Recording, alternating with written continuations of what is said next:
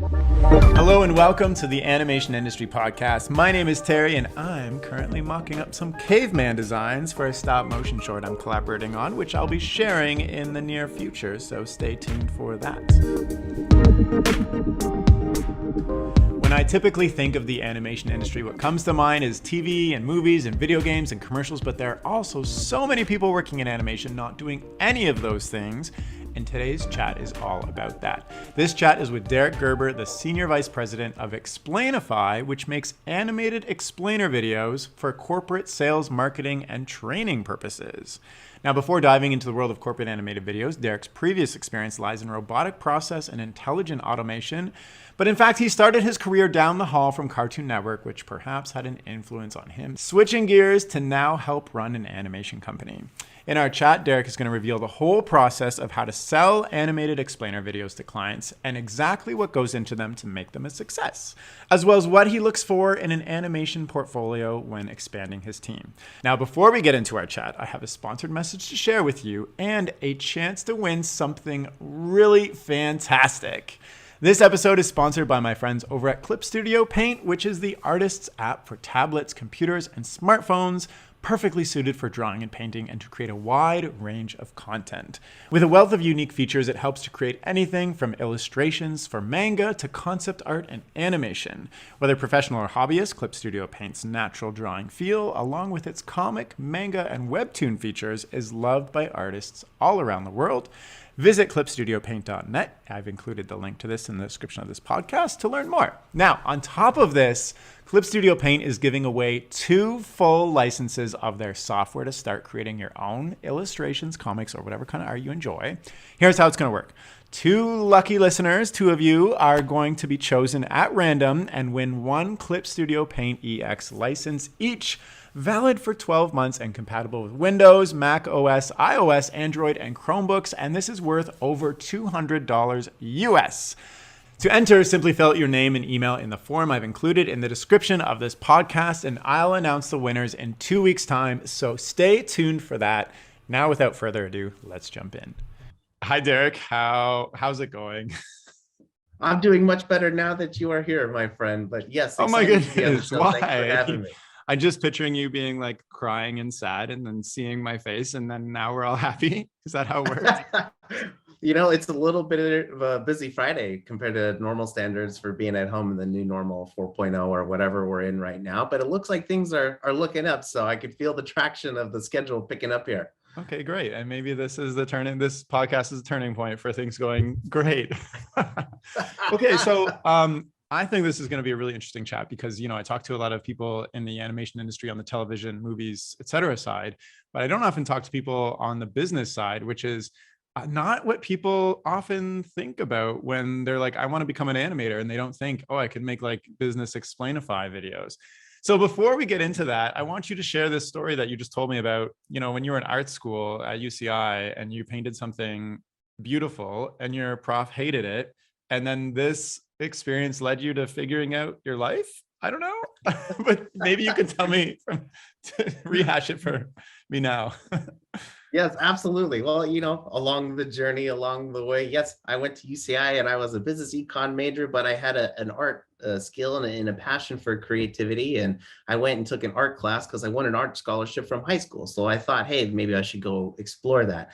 And the title of the class was Art Critique. So the idea and the goal is that you put your best painting up in front of the class, and then in front of 30, 40 other kids, the professor sits there and critiques you like a professional critique. And I didn't realize how mean that process could be until I had to go do it myself. Yeah. And so there was one of my favorite paintings that I ever did. And I went and I put it up in front of the class. It's one of the very first pieces that we had to share. And everyone in the class was like, wow, that looks great. Like giving me a small little round of applause. And then the teacher in the back, you could tell she was just brooding, just waiting for that moment. And then she waited for it to get a little quiet. Then it goes, why do I want to look at this? And that's where it kind of clicked for me. I was like, I spent the rest of that quarter trying to understand what she meant. And then I realized is that, there's a certain technicality to painting or doing art. Yes, you can shade things a certain way. You can paint them a different way, whatever medium that you're using. So there's a science to it. But on the backside, the feng shui part, the art form itself and how you do it, how you express yourself, and how you make people really hook onto, why should I look at this? Why do I care, right? That was the part that I finally learned. And I'm still learning that lesson today. And so even in business animation and creating content in videos that are genuine, insightful, and helpful, we always start with the 50% science, the blueprint. There's plenty of data out there to say you need certain types of videos in different places, no different than I want to do an oil painting, or I want to do stop motion, or 3D content. All right, there's certain science to it, but then how you do it, the cadence of that, the music choices, the voiceovers, the tension built inside of that content, that's the real hook. And that's the real art form that I love bringing to life for large businesses. So I have taken that from my own personal side of things, and then over my business career and working through software, robotic process automation technologies, intelligent automation, trying to explain very complicated things, but in a fun, easy to do way that creates an amazing brand behind it. That's where I find a lot of value and excitement today. And that's what we're doing in Explainify. Yeah, for sure. Okay. I just want to also ask you, what did you paint? I'm just super curious. What was it? It was a very hyper contrasted version of Jason Statham. I'm a big Jason Statham fan, but I found like an artistic angle where he was doing a modeling shot, and I took it and I warped it to the extreme, but it was heavy blues, heavy oranges. It was supposed to be a complementary color piece. And so I made it hyper dramatic in the tension. So you could see all the little intricate parts of his face coming up, and how I painted the beard and things like that. But it was fun. It was just borderline kind of, artsy. But really at the end of the day, the teacher that was trying to make was like, well, it's just a picture of Jason Statham. I was like, yeah, but maybe maybe you appreciate how I did it. But then that's the part I was like, but why Jason Statham? Where's the part where Derek comes out? Yeah. Why are you just painting something that you see? That was the part that hit me. And so like it took me years to learn that lesson. I wish I could go back and thank her again, because at first I was not very happy, but then over many years I was like, well, that's probably one of the best lessons that I ever learned from someone. So she did. You show up, she's like, who are you? You're like, thank you. I would be that guy. Hey, so remember like 10 years ago? Yeah, that was me. So sorry, thank you. Have you painted anything since, like using that lesson, or like do you think about that lesson when you're creating videos and things, like where's the me in this? Why am I doing this? Who's it for?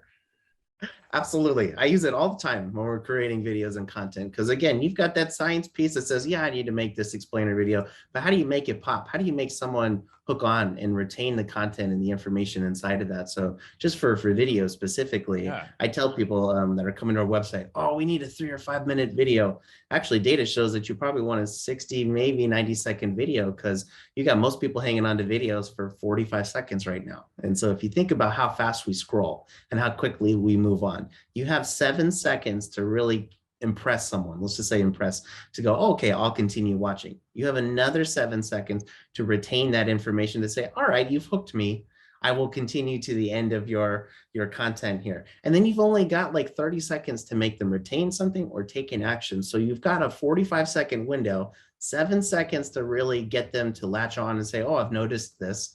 Oh, I'm going to stay here for the rest of the pitch. And then you get to the end and they have to know how to retain that information and take action very quickly. So whether you have a very complicated software product, a new healthcare process, a new banking and financial system, mortgage process application, all these very heavy processes that we deal with every day, you can explain anything in just about 45 seconds and get someone really dialed in and ready to take that action. So when it comes to that artwork, like, why do I want to look at it? You got 6,000 ads hitting you every single day. What's going to make you watch my video? Well, that's the secret. And that's what we've got behind that. And so I always use that lesson. But to answer the other part of your question, I haven't painted much other than some watercolors with my daughter, trying to teach the art form there. We just got her a new drawing pad, and she loves drawing all over my iPad with the stylus there. So she's the next up and coming artist, and I'm going to teach her the same thing. Yeah, she's like drawing a flower, and you're like, but why a flower? Start over again. Why the flower? Why is the flower pink? Because you saw a pink flower? That's wrong. Yeah, honestly, challenging the next generation. But what you just said about the 45 seconds, like the 7 seconds, 30 seconds, like that's super interesting to me, because like even like I know that you're looking at video analytics constantly nonstop, but like and I do too, because it's just my SEO background, and like on YouTube, I'm like 95% of people ducked out in the first 5 seconds of this thing I just made and spent like a year on. Like, what? But like, do you think this applies to all areas of animation as well, like TV shows and movies and things like that? Like, as people are scrolling through Netflix, do you think it's 7 seconds? Because I'm just thinking like the average animator who's like, I want to work in TV and I want to like make really fun stories and things, like they're not thinking about like this analytical side of things. They're just like, I want to put my OC, my original character, doing some like fun dropkick thing. And there's a place for that too. And you'll see, I mean, all the way from the beginning of my journey, I started as one of the very first paid interns at CNN. And one of my jobs was to work with the national brand and advertising team. So the VP of sales at the time there was responsible for generating revenue for ads that happened in between the TV shows and different segments like that.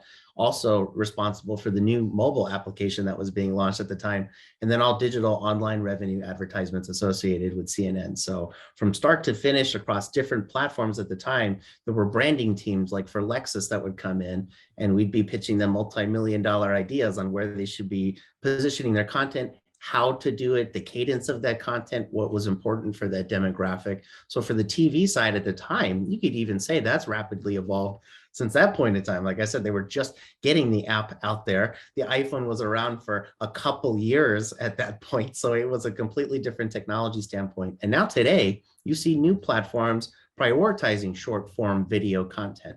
You see Instagram has already rolled out stories. We get it, but now you see YouTube Shorts.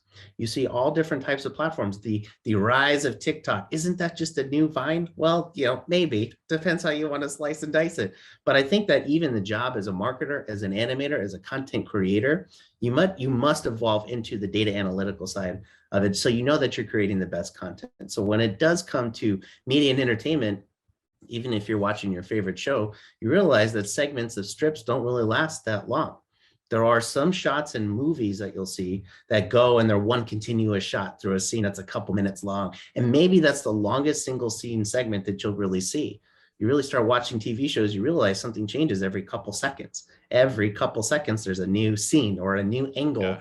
And however you're coming into that scene or going out of it, you see very quick transitions. When it gets into the advertising side for national advertising campaigns, what you see in short form video content, you'll see video samples or for commercials and advertisements that are 5-second animated GIFs now. That wasn't necessarily a thing. Maybe less technology was involved longer ago, but now having short form animations as a form of advertisement is important. There's a big media market for 5 to 15-second video advertisements right now. If you're doing paid advertisement online with Google Ads or other platforms like LinkedIn, they prefer short form animations. So they prefer that short digestible content for the viewer so that they can get through the scroll and then move on or take action. And like, that's the point. So from a media and entertainment standpoint, when you're making that content, you always got to keep up a little liveliness inside of your work. And you can do that by positioning scenes. When it gets to the advertisement that happens for the commercial in between your shots, in between your shows, and those different things for transitional pieces, that's where that branding piece comes to life, because then you'll see commercials that switch scenes every half a second to maybe 2 or 3 seconds. We just came out of the Super Bowl. And if you watch the best practices for those Super Bowls, there's a new scene almost every single second in the advertising realm of things. And so you got to keep that in mind as you're creating content. Again, keeping it lively and switching what's in front of my eyeballs is a much faster pace today than it was just a couple years ago, certainly 10 or 15 years before that. So I think that's really important, as we're all digesting this information so quickly. It just needs to be a little more, sporadic in how it's being displayed for the speed of delivery of this content. Right. That is super insightful. That's a lot of information to take in. I'm wondering, from analyzing hundreds of videos from Explainify and this 45-second thing and switching it up every couple seconds, and this why factor, like what is your formula that you create for, a successful Explainify video, especially when you're like for instance, you mentioned like banking things, like I hate processes in banking and I don't want to do anything. Like, why am I going to watch an Explainify video? Like, what is the thing that you figured out to make it super amazing? I love that. No. I can back it into technology conversation just from my background. But when you're banking and finance company, and you're onboarding new mortgage applications, right? You could be in an institution that's processing over 800,000 different mortgages per month. And it's not just about paperwork. I mean, you're basically trying to communicate to that client, a new homeowner like me in the last couple of years. We will make this a streamlined process for you. No frustration involved. Just watch the video so you know what to expect. That type of delivery of information is really important because you'll see applications just like Rocket Mortgage and those things like that. They put a lot of money in the advertisement and they want you to go buy a house through your phone. So even when I purchased my house a couple of years ago, I did it all through a mobile application and never once signed a physical piece of paper, and it was all done digitally and remote. I understood the entire onboarding process through their content and video creation, funny enough, before we even talk to the Explainify side of things. It was already there, and that's because it's the best practices. So from the formula, when you're getting started with things like that, there are best practices for creating videos that go on websites, inside applications, that live on the App Store to try to get you to download the app. Of course, there's different use cases for all these different pieces of content. But when you start thinking about where can I really start right now today, we love to break it down into 3 pillars. There's awareness, education, and revenue. So when you have these different types of focuses and campaigns and you're business oriented, then you know that you're going to have at least one pillar piece of content for each one of those places right there. So those 3 pillars are a solid place to start. Where I think most people need to understand too is that moving forward, you're getting better SEO points and online recognition as a thought leader by doing multiple pieces of content in a regular ongoing sequence. If you just do one thing every couple years, you're not going to get as much punch out of it. That's just it. So when we talk about the 50% science part, it's starting in those 3 pillars. It really is. You need an awareness video to talk about your brand. People who are business buyers today are more aligned with trying to match their own morals with your brand than ever before. So about us, who we are, our mission, those are like staple pieces of content that people love. They do. There's actually data to support that over 80% of buyers are buying something before they talk to the sales team. And we've heard those stats before, but you also realize when you click around and you peruse through the stats that they visit the About Us page a lot. They just want to know, who are you? What's your vibe? What's your brand? And so that's the awareness piece. When it gets into education, then you start creating, more thought leadership content. So it's like now, okay, I have an application and the educational part is how to use the features inside the app set, how to get started, how to apply for a mortgage, how to use this healthcare product, how to sign up and go to school. I mean, there's so many different things inside of healthcare too. Recently working with a hospital to work on onboarding patients who need to go through a children's surgery for special needs and other problems, and which could be a dire situation and not fun to deal with, but you try to use animation to liven those things up by providing serious content, but then also let that person know that you're there for them and you understand them and you get it. Like, that educational part doesn't have to be just about products. It could be educating you on an upcoming experience to tell you exactly what you need to expect so you feel good and covered.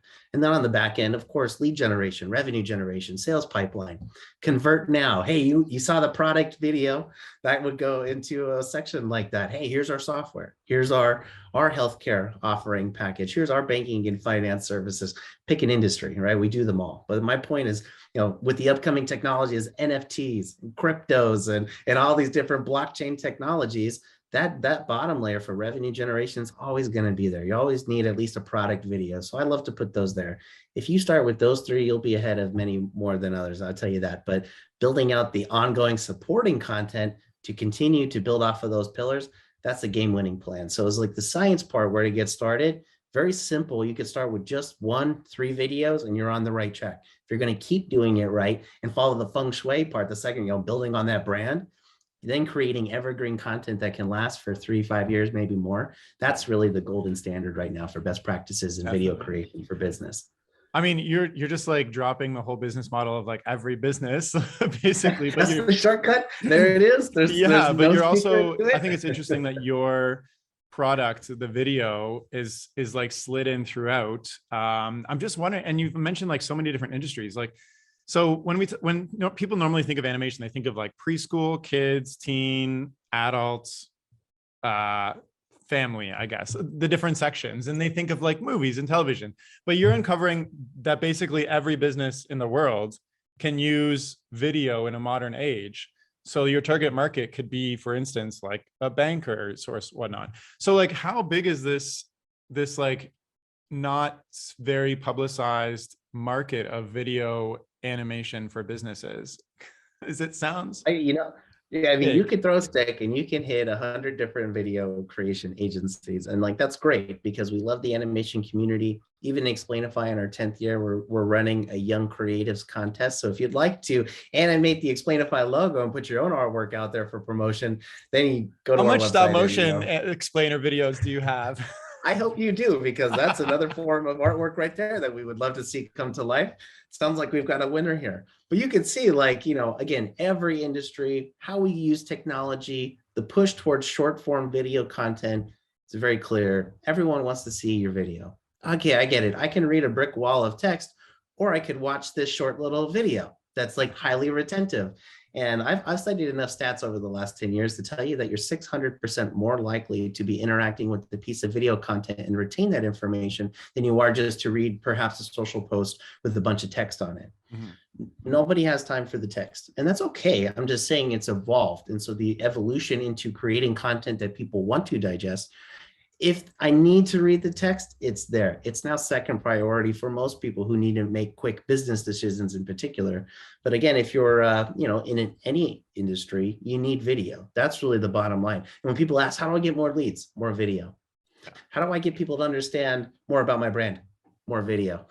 How do I educate people to get to use my product in self-guided models so that they don't contact the support center for every little question, and that they save us millions of dollars on the back end by using great video?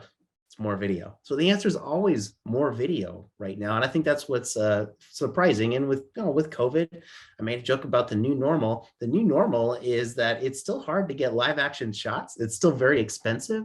COVID travel restrictions and all the different things in between. It's one of the reasons that we've grown 400%, is that people understood, like, wow, I still need to get this content now more than ever, because money's moving around, industries are sinking and rising. We've been on the very generous side of the growth model, but I'm just saying, out of all the different video agencies available, why Explainify? It's because that we've been able to bring together all the best talent. So our voiceovers, our script writers, our storyboard animators, our inside the content animator, all have done work for Disney, Apple, IBM. You just get to pick that style, and we have some arrangements set up that we just bring that talent in for you, and it doesn't cost you anything else. So from the start, we understand from a data perspective what needs to happen for your business. Done. That's a big check mark. But then how we do it and bringing your brand to life, that's where I get excited. That's where you get to pick anything from our huge sample library of hundreds of videos that we have. So 10 years, 1,000 plus videos, tons of results, millions of happy viewers. The world's largest brands use us to bring their story to life. And that's why, as we understand that piece, it's not just a one-off to us. It's an ongoing business relationship that'll generate results. So I feel like I'm being pitched to like get an Explainify. Let me have another cup of coffee while I'm at it, because I'm on it, man. I'm wondering how big is your team? Because you mentioned, if I want a Disney style, you'll hire Disney animators, et cetera. Do you have like an in-house team, or do you hire like contract to contract, like independent freelancers then? We have the ability to do some things in-house, but really what we've done is found all the best talents from around the world, and then use those talents to bolster the content creation on a faster scale. So internally, Explainify, instead of being limited by our own internal capacity, we've done it the other way. We went and found the ones that we love the most, put them through a really arduous vetting process, if you would, and we only selected the best. So we used to have a lot more vendors, and we've whittled that down now. But I can tell you right now is, if you are going to, as a video agency, just sell your style and do it your way, that's okay. Our model is just different. Our model is built for scalability and capacity. So we've had clients approach us and ask, how do I do 200 or 300 videos? That's not a typical request for a video agency. Some are just asking, how do I do 1 or 2 at a time? There's a market for that. Don't stress. We even have partners that we refer to all the time for those types of options. But when you're ready to do it the right way, and you want to create content together for years to come, although we have clients who spent millions of dollars with us on that content over the last couple of years. So, okay, so say I'm an animator and I'm putting together my portfolio, and like the typical Yeah. animator portfolio is like, show a character lifting an object, show some dialogue, etc. Do you, because there are a lot of kind of explainify studios out there. I don't know, if there's a different word, explainer video studios out there. Yes, that's right. Your name is so synonymous with synonymous with what it actually is. Anyways, so Sam, putting together this portfolio, how do you find these animators that you're like, oh, I need motion graphics, I need somebody who's good at animating very simple objects, or like creating, I don't know, technical, scientific looking things and moving them around? Like, how do you find these animators when I assume most people who have a portfolio out there showing stuff that's more like TV? Does that make sense? Am I like completely off? No, you're nailing it. And I think what's important is that, when you go to different animation studios and talents, they bring in different animators that match their branding and style. So the first place that we start is, what do we like looking at? I mean, there are more affordable options. I'm not saying cheaper or low quality, because I've paid $500 for explainer videos. I've paid less, and it fit the job for what it needed to do. So I don't want to knock anybody around, as we have partners who handle that, who do it better than we do, who can get you what you need. And so sometimes people don't need the ultra premium option and this and that. That's fine. Yeah. We only do custom stuff. There's no templates with us right now. So that's also important, is that if you're going to be investing in content at that top tier, then you come work with us and we'll build that brand out with you. But if you need something that's more affordable or a quick hit option, then we have all those talents available too. So our goal wasn't to say, hey, pick us over somebody else just because of pricing. We focus on time and complexity of animation. Some people just need basic 2D things. If you watch the morning show and the intro to that, it's a bunch of little balls being animated around the screen. If you haven't seen it, check it out. But it's actually one of the most touted intros as of late from the Apple Plus community of creating content.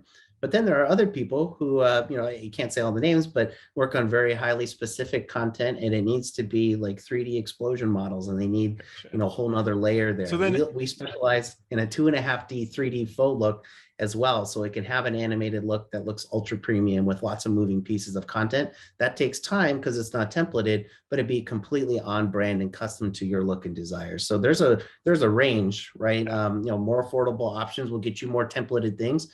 You may get the content, in a couple days. With us, most projects take around 4 or 6 weeks, and then we work with you through our 5-step frustration-free video creation process. So all that science of getting a video done it's done. But the talents that we go and we bring in, again, they're the top tier ones who did the Apple commercial, who did the IBM. So you're handpicking these people from, like, I'm just wondering, because like when I went to animation school, not a single moment was spent on thinking about the business animation side of things or explainer videos. Like not a single person is worried about or getting a portfolio together or looking in jobs for explainer videos. So like, how are you, like 2 questions. How are you finding these people? Like you said, you're kind of handpicking them. And then number 2, like, what can I do to like, I'm looking for work as an explainer video person, maybe motion graphics or like 2D or something. What can I do specifically to stand out to a company like yours, where you're like, oh, hey, I noticed Terry, we should bring him on. So like the first one is like, how are you finding people? And the second one is, what can I do to get found? Well, one of the best ways is to always have your own sizzle reel. So that makes it a lot easier. But, we've worked with animation shops that have done content for, just normal TV shows through Netflix. Many other streaming services have invested a lot of money to build common shows that you know and love. So if you've seen Rick and Morty, for example, we had the same set of animators on a speed dial, if you would, and we can get that style and that look. So you just call up the studio that's making Rick and Morty, and you're like, hey, can I grab all your animators for a project, please? Maybe it's a couple more steps than that. But what they don't want to tell you is that not all of those people are just being highly touted as available. It's actually kind of a secret market that we've uncovered. So it's not as easy just to go find them sometimes, unless you're being really specific in your searches. And it's because the studios sit on top of these things, they fund them, and then they go and maybe outsource some of the content, but you'll see people internally driving those shows. They know exactly what they want and how to get it done in order to get the deadline done, because people are always complaining maybe about Rick and Morty and getting it done faster, so they're not waiting for next seasons. They go to other partners around the world and then use that human labor as scalability in order to get it done. But they understand the art form, and they know how to work together as teams to get those things done. So my point is, if you're trying to build your own portfolio, latching onto those things is great too. We also love to see people who go on and create their own content. So just as we've seen from your content there, you've essentially got your own sizzle reel there from what we know, Terry. And we can even see your work come to life in your style, in your brand, as to how you want to come off. So even if I haven't done explainer video stuff myself, I can, like, if I shoot an email to you and I'm like, hey, like, here's a portfolio of my work. Like, I've worked in 2D, TV, stop motion, etc. Like, I don't have any specific work to you. You would still take it and be like, oh, cool. This, we can like reach out if a project. Cool. That's right. Oh, we've got people who are in San Francisco, people mid, East Coast, all over the United States. And then there are different flavors and styles. When you go down to South America, we have one of our leading providers down there, and it's a team of 10 or 15 people. Nice. And they specialize in a certain art form, a certain style that's just different that I can't get in the United States. And then there are other people available, because this whole interwebs thing and, being on Zoom calls, nobody knows any different. So while you're sleeping, someone else is working on it. But there's just amazing talents all over the world. We've worked with people in Ukraine, people down in South Africa, the Philippines. There's a lot of talent out there that people just don't recognize. And I mean, it's like just being in the office next door. It's no different to us. And so on the back end, we all communicate every single day through our platforms, but these talents aren't on accident. Like, they've worked with the bigger brands. They got noticed. They've got their sizzle reel. They've got their style. So we know from the science side, from Explainify, you're going to need these things, but then how you go bring it to life, well, that's where we start to bring it in. And, it also works the same way for voiceovers, different styles. We just had other people requesting, I need the video in multiple languages. We can do that. We can even get voiceovers that are the same voice that can speak multiple languages. That's not something that everybody offers. And so, like, that's the whole point for us, is that if you're trying to get noticed, having big name drops, of course, that makes it a lot easier, and where you play the role, but then having your own flavor to it, I think that's just as important, because we're willing to drive work wherever we can get it. And like, that's what we want to do, is we want to highlight these talents and creative efforts and showcase them as individual values. How do you want to look? You want this style or this style? Your choice. We offer multiple styles, not just one. And I think that's really important.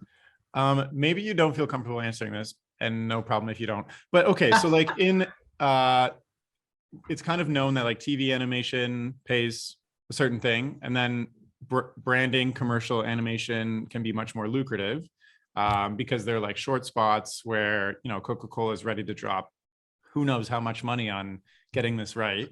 Where does explainer videos fall into this? Because I guess it depends on the project and the scope, but like, generally, where is it falling in the scale of I don't know, income level for like animators, or like project budgets and stuff like that? That's a great point. So, using those examples and going back to what I referenced at CNN and Lexus, I've seen people spend a couple $100,000 just for the media slot, just to have a commercial time. And then I've seen them spend millions of dollars for the same type of slots. And so, for one, I would just say that depending on what your demographic is and what you're aiming to do and where you're going to do it, that can change a lot with media buyers. But, if you spent the same amount of money and put your content in the middle of like a big show during prime time, it's going to cost money. If you put it out in Times Square, it's going to cost money. But what you'll find is that from the explainer video side is that not everyone is always understanding of like how the content can be much more affordable if it's animated and can live on. Because up front, to people who aren't accustomed to spending that much money, look at it and go, oh, hey, that's a lot of money. I can make a video for $500. Then you should go do that. There's a market for that. We love those people. We have friends that'll do that for you.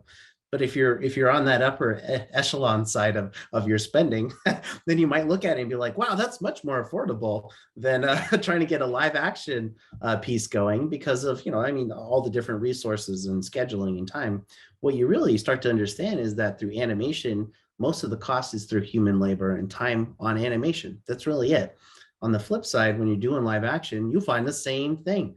a lot of the costs that you're paying for are people's times. You got to have a show director and all these people meet up. And so now you bring in 10 or 15 people when we've kept costs low and affordable and produce content faster. So we do live action work. People will send us their live action shots and we can animate on that and or around it. So I think that's also really important, is that it's not just pure animation. It's more about what's the content going to be? Why do I care? Great. Let's figure out that style together. And so we've actually been doing tons of what we call hybrid work. So, people use the terms talking heads, if you would. A green screen could be behind me and I'm animating content around my face or your face or however it's going to be. So when it comes to how much money should it be? Is it lucrative? It sure can be. Those 200, 300 video projects, and you're talking, a lot of money in there, 6-7 figure deals. Yeah. Are you going to make 50 animated videos overnight? No. And if you did, you should raise some eyebrows, but are you going to make one great, amazing Super Bowl commercial in one night too? I don't know. How much are you willing to pay or invest in those things? So when it comes to the investment for more businesses on a regular day basis, matching marketing budgets to where you need to go on LinkedIn and put your explainer video so you could drive leads through your B2B demographic audience, that may be a much more affordable option than trying to just go straight to advertising. But I can tell you, it matters what your goal is and what your demographics are, because if you're like our friends at Tyson, from the PR side, they're more interested in CPM and how to get the value of the community into their messaging. They're not just chicken nuggets. They are the leading protein provider. They are there with you for breakfast, lunch, and dinner inside your family. They're investing millions back into the communities and where they put their factories, and it's not an accident. So I think those types of things from an awareness side, building branding and culture around who you are, your mission statements, your core values, you may be interested in trying to, put more face time on that, but that could be a blend of animation that can make it, 70, 80% more affordable. So I think that's what's really important, is that there is a stretch and attention for what you need to do. If you're going to go spend $10 million making one video that's only going to be 15 seconds long, that might be kind of a stretch in terms of how much money that really takes. But again, if you're trying to put it on prime time and you need it to stand out and be absolute top notch, well, then we've got you covered here at Explainify. But just so people understand in the market, there is a larger market for more affordable content. When you want to do it right, then you come to someone like Explainify, and we do it on the bigger scale that makes it live on for years. So if you're in a high profile position with a lot of pressure to get it done, then you work with our team and we make it easy. Nice. Gotcha. I'm wondering, you mentioned a couple of times that videos have lived on for years, but I feel a little skeptical about that, because I look at videos from just a few years ago and I'm like, they look dated, because technology and your screen changes and everything happens so fast. So what is the average lifetime of an explainer video? That is an excellent question, because I can tell you, we could all, here I go again. But no, as I say, everyone started off with the whiteboard animated videos. I mean, come on, they were classic. Everybody wanted one. Yeah, well, if you think about it in terms of technology, right? Because we've got software backgrounds, okay? So you go back 10, 15 years ago, just totally different. Creating that type of content was not as easy to do. Now, today's tools let anyone create their own content, and it's probably even better than that quality was at the time. So the birth of that type of content led way to a lot of innovation down the line. So what I think is most important is there was a time and place for it, and now we've moved on. And you can easily tell, because we're all art critics now, when something is slightly dated. I don't know, you watch that video oh man, that's at least 3 or 5 years old. So moving forward, I think what's important too is that when you focus on creating a more comprehensive video that can actually have a lot of heavy branding behind it, you'll see that content live on for 3 or 5 years easy now, and it won't look dated. And that's because you stay away from the templated options, because templates live in the form of what's popular at the time. When you're creating custom animation and you're really focused on the branding part and building out a video strategy, so that your video series, your video library really starts to formulate, then you realize that you're following best practices of creating original content regularly that's genuine, insightful, and helpful. But that content will live on for years and not look dated. And I think that's what's really important, is technology has kind of geared us to just understand that it can be at this extra high-end level without looking repetitive or outdated quickly. For sure. You made me think of those old Walt Disney himself explainer videos of how he did the process of animation and stuff, and they're still living on. So that's cool. I'm wondering, if somebody's There you go. listening and they're like starting their own studio, or they're midway, they have a small studio and they're budding, and they want to get into the explainer video thing, because I don't think a lot of people think about this type of animation. Most people think about ads and commercials or television or spots, like digital spots. So like, where can somebody start to see some payoff with explainer videos? Like, you've grown 400% during the pandemic, which is amazing. I think that's phenomenal. But like, what are some, I guess, like things that you do that have good payoff that somebody else can maybe try, if you don't mind sharing? Yeah, no, so that's excellent. I would say right now, what's really popular are people are trying to build out video series and video libraries. And I just mentioned it, but I'll keep touching on that, because they understand that with this type of content, it's kind of a bummer and almost a waste if you're just going to buy one. I mean, we'll do it, but really, if you're just trying to do one and get it Yeah. in and out, and you're not really focusing, and I don't know, maybe your goals are different. Again, there's a place for it, but we may Well, and you recommend mentioned you before, to like our it's the friends. whole funnel. Like, if you give somebody an expectation that they're going to approach a video in the awareness stage, and then they come to your website and everything's just walls of text, they're like, there's no match for me. Thank you. Yeah, I mean, really, when you're trying to visit a page now, you want to hit Google, you want to hit that first search and go, can you solve my problem in the first click? That's really what we're trying to do. And the video will communicate that much faster and easier. So if you haven't thought about it from the audience perspective, if you can get closer to the revenue generation side and providing ROI around creating content like this, right? Now you start getting into those conversations where it's national advertising campaigns, educational content campaigns, revenue generation campaigns. The faster you get to the revenue generation side of your work, the faster and more lucrative it'll grow all on its own. And that's where we've tied that in. We're not just a video branding agency where you come and buy just one-off video. You understand that you need to grow your sales pipeline 300% in the next 2 quarters. And you also understand that you need to increase your marketing conversion rate 38% as well, and drive 52% more leads, because that's what your KPIs are. So everyone who's coming to us has 20 or 30 other people in a room going, okay, you're right, we need a video. Well, I'm not going to go waste that time. I got to go do it right. I need someone who's going to understand that long journey with me. So as we create content, we put it out there. We're also really good at analyzing the stats behind it. If you're not looking at the data or tracking the things most important to you, then you're going to be wasting your time. Yeah. If you can't measure it, it's not going to grow.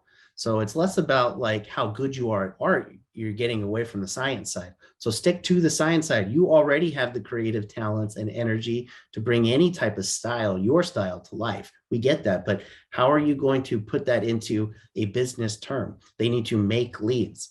They need to get as many views as possible. They need lots of impressions and conversions.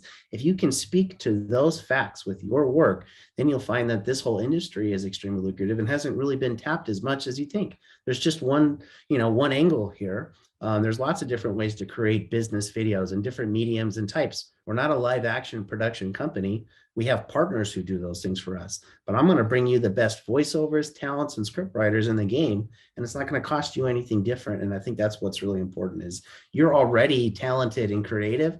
Find a way to associate business value behind that. And then you'll find yourself on a much more lucrative path, working your way up the chain if you're focused on business content. And that's where I find the excitement is I love the business results, but I also love the art form.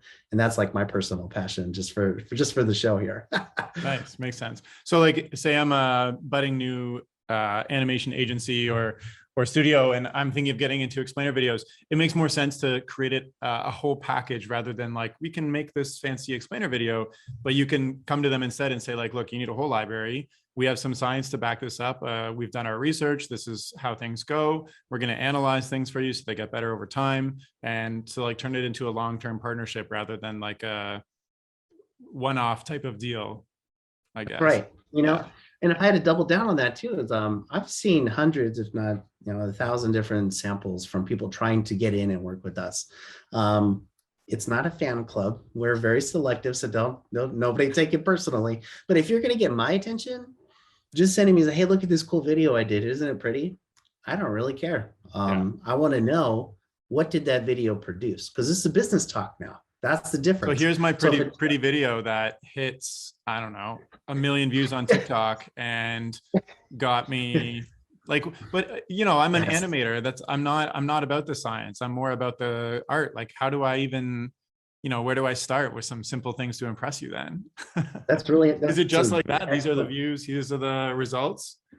Yeah, we can always go into the three pillars to answer types of The three questions like this. pillars. So yeah, here we go again, right? But I'm just saying it's that's the science part. That's the shortcut. I'm not Yeah. hiding nothing over here, because if you've done something and your goal with this content is to go create 1 million views and you got 2 million, that's a win. I'm gonna keep it simple for you. Yeah. So like on TikTok, are you trying to get people to do something? Are you trying? Each platform has its own unique KPIs and has its own unique performance standards for what's acceptable. So if you said, and let's just use, like, you created a piece of content and it's a 10 out of 10, it looks phenomenal, everyone's really proud of it, I'm going to ask, what did you do with it? So you can answer as, well, our goal from creating this content from the start was to go get as many views as possible. Great, we put it on TikTok, we got 2 million views, it went over here, it got another 100,000 views. And those levels of KPIs for the awareness pillar is great.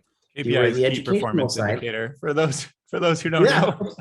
thank you. Well, I was gonna say, and then now think about education side. If you're creating educational content and you said, hey, we launched this series, great animation, looks great. Remember, 10 out of 10. But did it hit the goals? Did people retain the content? Did people pass the quiz at the end because they watched your video? And you have to think of like phishing training is a great example of IT security training. Everyone's working remotely now. If you created a video for that, and then you had a 25% increase of people retaining the content and passing the test because of your video, there's a lot of value in that. There's something that you've done in there that made me retain and really, not tune out. Because, how often do you load a training video? It's boring as hell.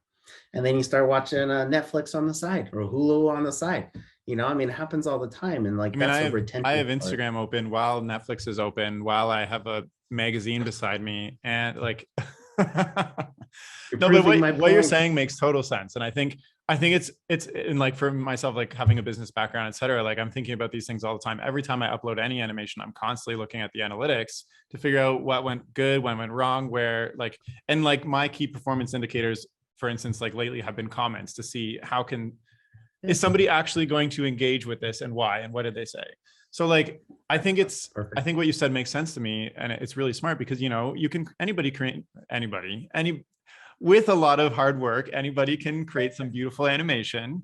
But it's like, and it's going back to that, your original story of your teacher, but why? Like, who cares? Like, so That's thinking exactly about it in, right. like, here's some beautiful animation and here are the results of it, is a totally different thing. Like, here's a TikTok I made that ended up getting me 5 clients, or that ended up getting me some business opportunities, or got 2 million views, or I don't know, whatever. So like, Yeah. next time you're applying for something, be like, here's my portfolio and here's what it can actually do for your business when you work with me. Because that's like, that's kind of elevated for everybody else who's just setting their portfolio to be like, I hope you like my work, versus I Yeah. hope you like my work because it can actually increase your business value.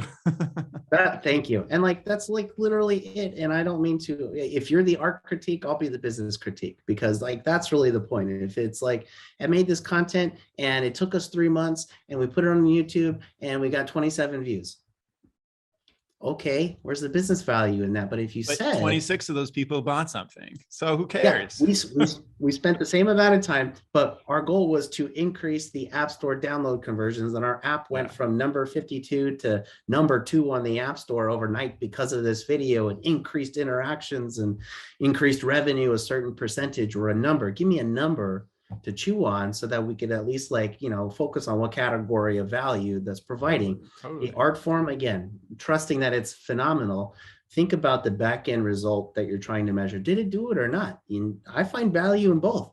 If you say, hey, we attempted this, but here's what we learned, and here's what we would do different next time, then I'm interested in talking to you. But if it's just, hey, we make beautiful content and it doesn't really do a lot, but it looks nice, well, you can always you can always Yeah. try again. But You come back just with those business points, and then that's the way to break into the business. So you have all the talents.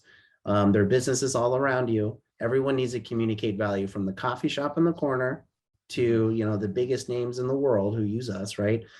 Software to healthcare to coffee shops, like I said, whatever it is.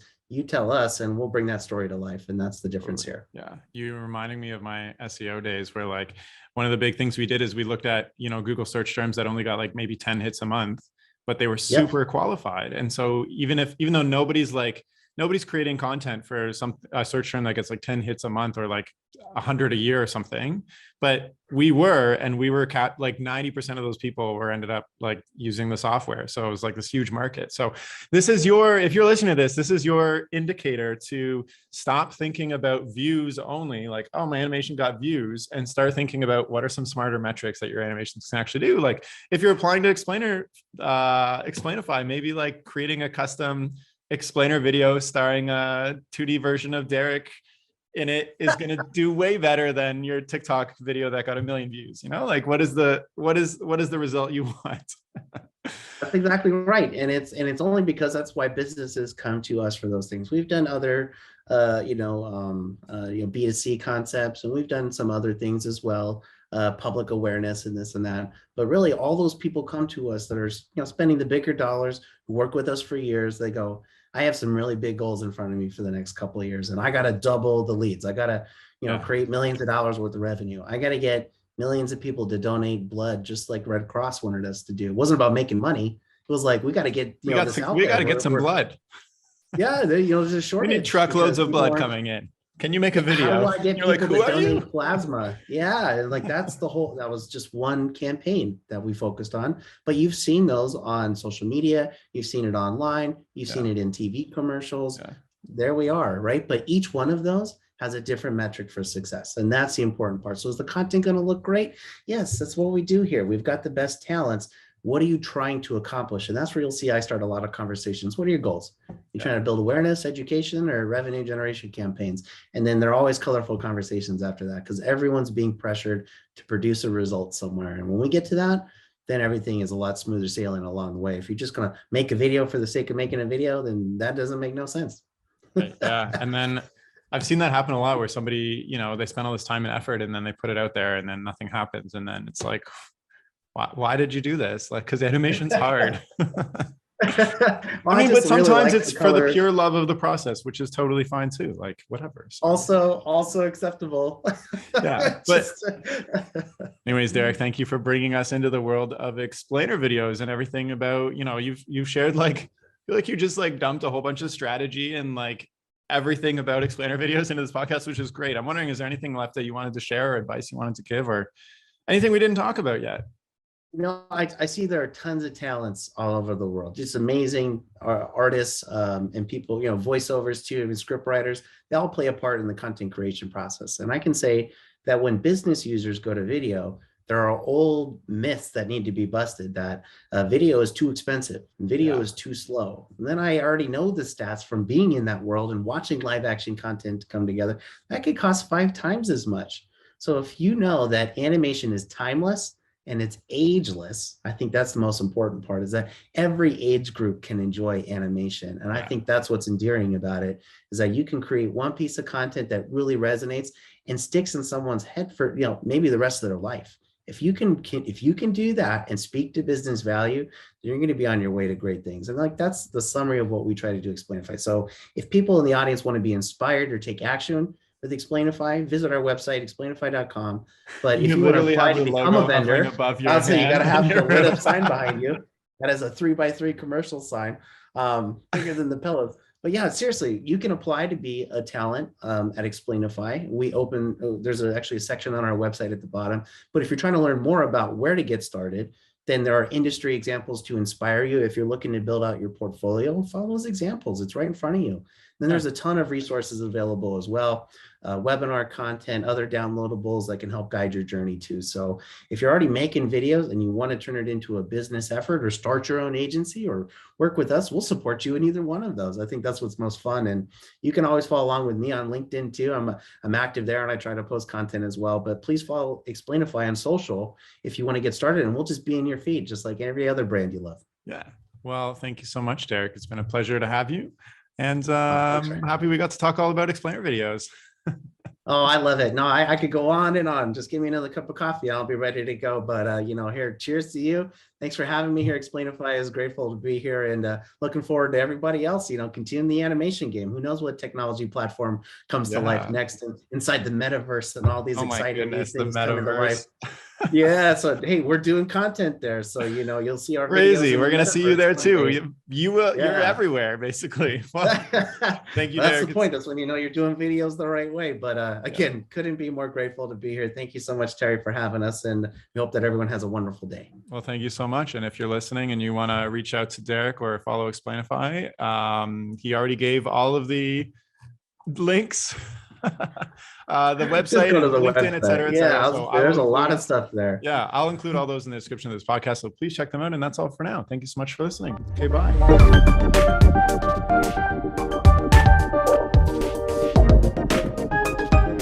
The music for this podcast was composed by Will Farmer and the graphics by Daniel Abensauer.